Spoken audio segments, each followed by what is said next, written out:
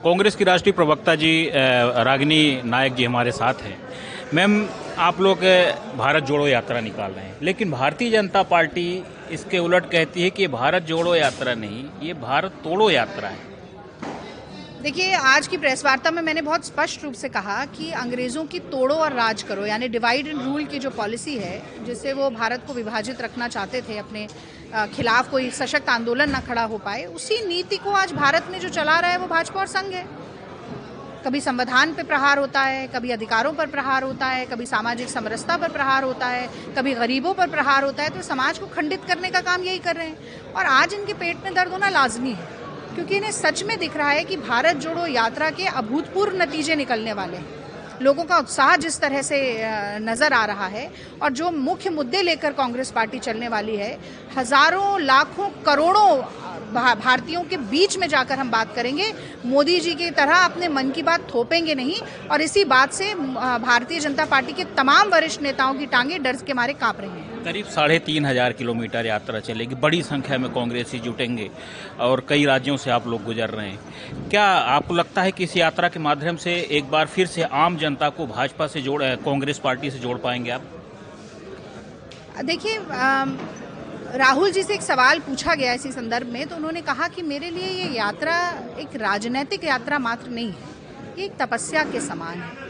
तो उनका भाव जो यात्रा के पीछे है वो बिल्कुल स्पष्ट है। आज उन्होंने कहा भी कि देश में विभिन्न रंग हैं, विभिन्न भांति भांति के लोग हैं, विभिन्न मान्यताएं हैं, वो सब भारत को बड़ा बनाती है, महान बनाती है। कि इंद्रधनुष की तरह भारत में चमक उसी के कारण आती है।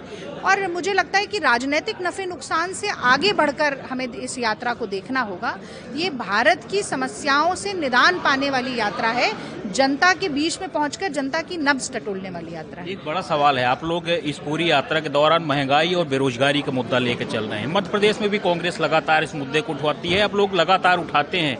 ऐसा क्या कारण है कि आप लोग जनता के दिल तक क्यों नहीं पहुंच रहे हैं? जनता को ये चीज़ समझ में क्यों नहीं आ रही? जनता भी कहती है कि महंगाई भी है, बेरोजगारी भी, लेकिन जब बात आती है, जब वोटिंग की बात आती है, जब ईवीएम तक पहुंचती है जनता, तो वहां पर कहीं न कहीं वो भारतीय जनता पार्टी की ओर मुड़ती है, न कि कांग्रेस की ओर। चुनाव में बहुत सारे समीकरण होते हैं, सिर्फ एक मुद्दे पर चुनाव नहीं होता कभी। मैं आपको उदाहरण के तौर पे बताऊं कि उत्तर प्रदेश में बसपा को डरा धमका कर बिठा दिया गया, या चिराग पासवान को बिहार में जदयू को कमज़ोर करने के लिए लड़ाया गया, या AIMIM जो 7 सीटों पर लड़ती है अपने प्रदेश में, वो 150 सीटों पर लड़ती है उत्तर प्रदेश में।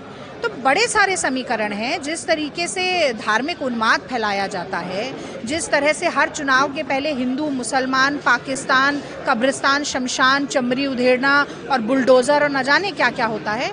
तो हाँ, मुख्य मुद्दों को गौण बनाने में भारतीय जनता पार्टी बहुत आगे रहती है और वो धन बल का प्रयोग कर भी सकते हैं। डिमोनेटाइजेशन के बाद आप देखिए 5,500 करोड़ तो उन्होंने अपने अकाउंट में दिखाया ही है, और कितने हज़ार करोड़ और होंगे आप ये भी सोचिएगा।